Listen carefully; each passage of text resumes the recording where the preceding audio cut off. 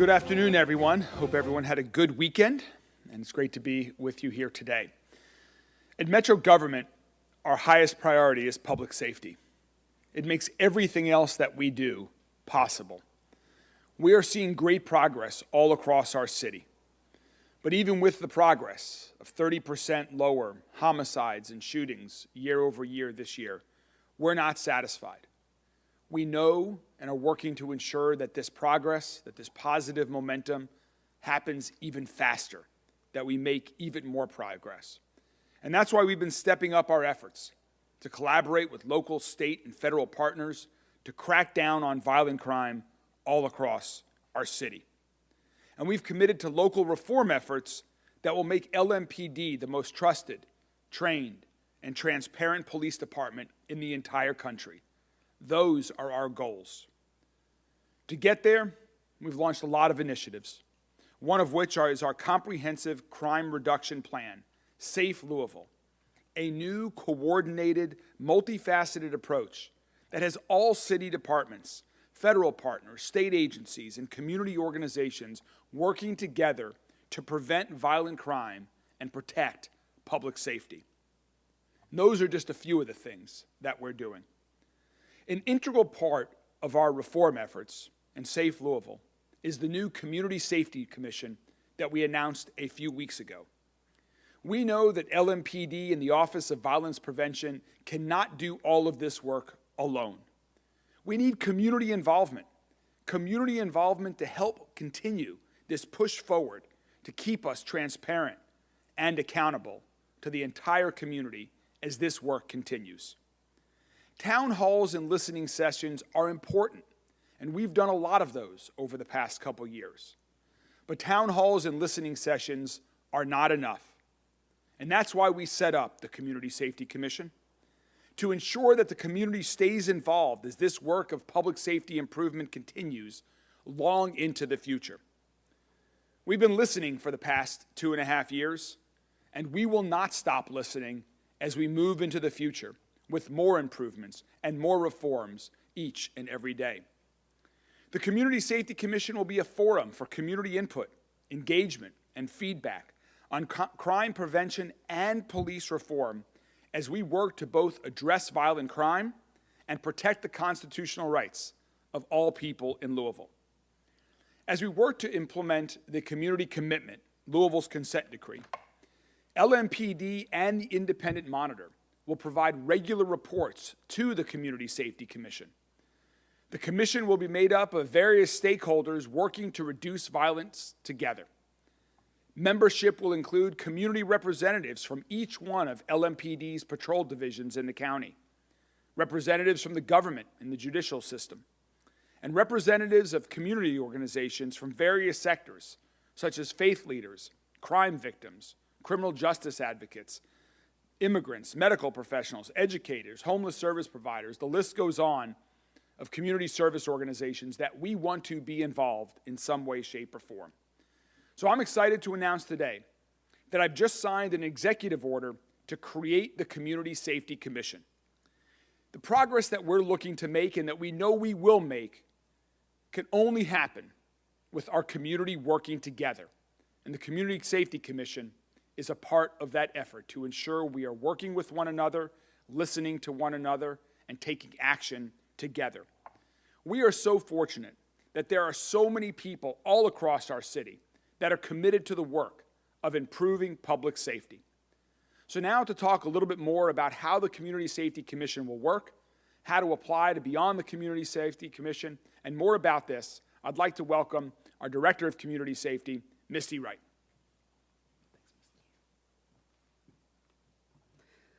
Thank you, Mayor. Mayor Greenberg announced the new Community Safety Commission back when he unveiled Safe Louisville, and we're so excited to get this off the ground and running now. Now the Community Safety Commission is going to serve two different purposes.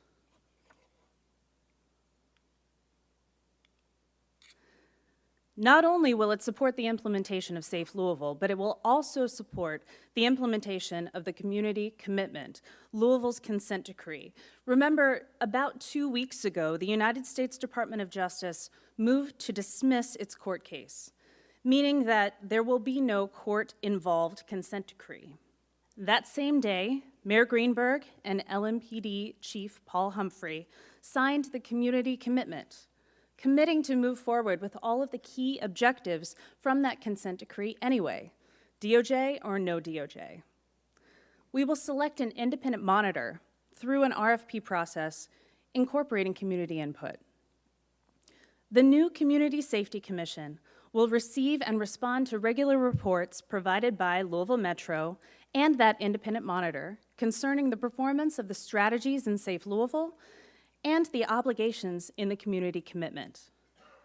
The commission will review progress toward implementation, ensure transparency, and provide feedback and advice to ensure the timely achievement of the goals of Safe Louisville and the community commitment. There are 3 categories of seats on the commission, as Mayor Greenberg just mentioned. First, there are citizen representatives. Second, community organization representatives. And third, government representatives. All seats will be appointed by the mayor. There will be a total of 8 citizen representatives. That's 1 from each of our LMPD police divisions, and surrounding areas like J-Town and Shively are included with an adjacent LMPD police division. There will be 7 community organization representatives and 7 government organization representatives. And we know who those are already. They are laid out in the mayor's executive order. We will have representatives from the court system, prosecutors' offices, the public defender, Department of Juvenile Justice, Metro Council, and the mayor's office. Meetings will be every other month, and they will be public. A location for the meetings will be selected at a later date. You'll notice the vast majority of the seats on the commission are community seats. They're for community representatives and community organizations. We want your voice. We want you to apply. And here's how you do it. Go to louisvilleky.gov/SafeLouisville. Then you're going to see 2 buttons. Each say Apply Online. The one on the left says Citizen Representatives. The one on the right says Community Organizations. If you want to be a citizen representative, click the Citizen Representative link, and that will direct you to our Boards and Commissions page. When you fill out that application, there's a drop-down menu where you select which board or commission you're applying to be on. Select Community Safety Commission. If you want to be a community organization representative, click the right option, Apply Online Community Organizations, and that will direct you to a separate online application specifically for the Community Safety Commission. You have 2 weeks to submit your application. Note that, like any city board or commission, applicants will be subject to the city's verification procedures, including things like conflicts checks and background checks. And these links are live now. Again, 2 weeks to apply. And after that, we expect that the selection process will take approximately 4 weeks. If you don't have access to the internet, go to one of our fantastic free public libraries. Staff there are ready to help you through the application process at a computer. The Community Safety Commission is an essential part of our efforts to make Louisville safer, stronger, and healthier. We want diverse perspectives, people who are passionate about this work. If you are, please apply. Thank you. Thanks, Misty. Separate from the Community Safety Commission, we also are going to, as we mentioned also a couple of weeks ago, there'll also be community meetings in connection with the independent monitor selection.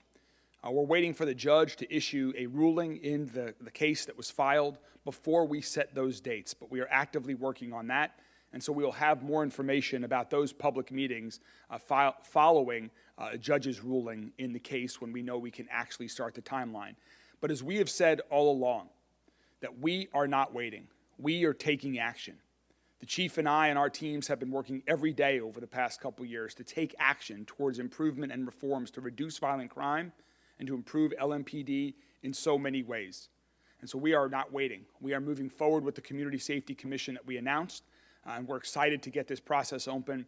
And I just want to echo what Misty said and encourage folks from all across our community to apply to be a part of this new Community Safety Commission to make your voice heard, to provide your input as we continue to make Louisville safer and continue to work towards continuous improvement in all areas of public safety. Thank you all very much, and happy to take any questions from members of the media. A little bit about the incident this past weekend in the Highlands. This is another incident. We talked to some business owners. One man said today he owns 5 buildings in that area. He's looking to put them all up for sale now. They've had enough. We've talked to so many. Is there anything to, I know that LMPD has increased patrols, but what can residents do, business owners do who are up to here? Well, I am part of it. The question was about some of the activity that happened on Bardstown Road over the weekend and what can residents do. Let me first start by saying that I share the frustration of the neighbors. And I'm very proud of the work that we have done over the past year or two in the area. We have shut down 3 bars that were not complying with the rules in the same general vicinity. We are not afraid to take action on businesses or individuals that are violating the law, that are not acting properly in what should be an area for people to have safe enjoyment. And so that's our focus. And so LMPD, you're right, LMPD has stepped up their efforts. And you saw a significant number of officers out over the past couple weekends. I can tell you that will only be enhanced in the coming weeks ahead. There are a lot of other things that the chief and I and our teams have been working on all weekend long that we will be implementing. I myself, along with the chief, we will be meeting with local business owners in the coming couple of days as well, so that they're aware of the new, what we are implementing as well. We will not accept what has happened the past couple weekends, and we will continue to have a vigilant effort out there. And also to any business that is operating without all of their licenses. If we are not aware yet, we are seeking to become aware, and we will continue to take action. But this behavior is unacceptable. We'll just go across the room here from left to right. Question about the role of the Community Safety Commission within the community commitment or the local consent decree process. I've talked to folks, community organizations who have been calling on the city to make sure that there's a robust community process as part of the local version of the consent decree. I guess what would you say to folks who feel like the advisory role that the community commitment foresees for this organization isn't sort of giving residents real power in the process? The question was about the role of the community safety commitment and what would I say to residents who would like for it to be more. I would encourage those people to apply, to be a part of the Community Safety Commission. We want many voices, many different experiences, people from all over our city to be a part of this, and we want to make sure that their voices are heard and that folks have constructive input as we continue to make progress.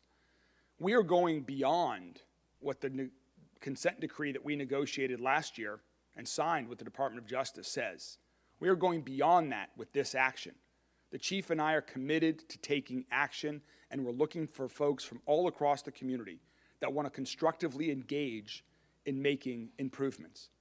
If people are concerned that this doesn't go far enough, I would direct their concern to the change of point of view of the current federal government and the executive branch of the government that changed their mind with respect to the Department of Justice consent decree that we had spent a year negotiating with them.